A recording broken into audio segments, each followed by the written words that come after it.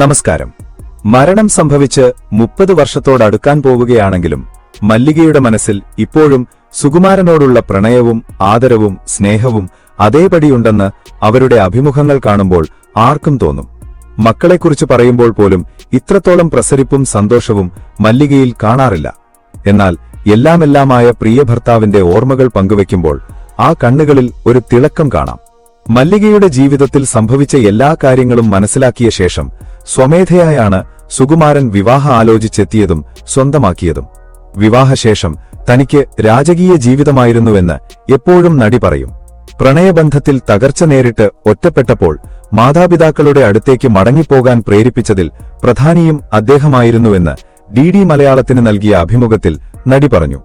എല്ലാം അറിയാവുന്ന ആളായിട്ടും ഒരിക്കൽ പോലും തന്നെ പഴയ കാര്യങ്ങൾ പറഞ്ഞ് കുത്തിനോവിച്ചിട്ടില്ലെന്നും മല്ലിക പറയുന്നു.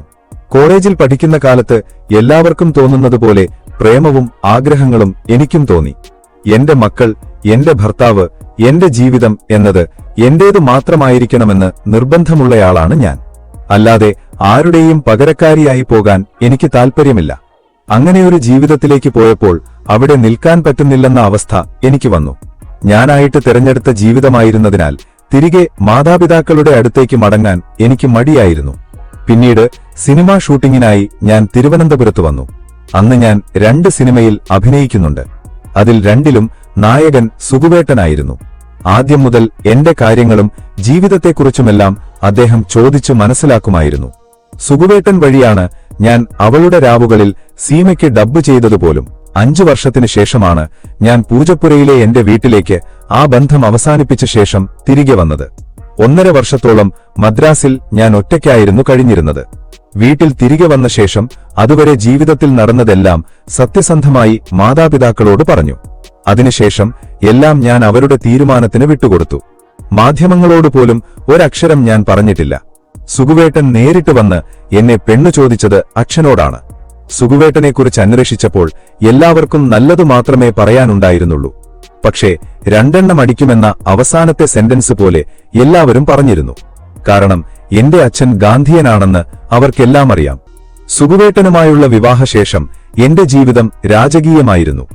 എന്നെ ഉള്ളംകൈയിലായിരുന്നു കൊണ്ടു നടന്നിരുന്നത്. രാജകുമാരിയെപ്പോലെ എന്നെ സ്നേഹിച്ചു. എന്റെ ദുഃഖങ്ങളെല്ലാം ഞാൻ മറന്നു. ആഗ്രഹിച്ചതുപോലൊരു ജീവിതം എനിക്ക് സുകുവേട്ടന്റെ കൂടെ കിട്ടി.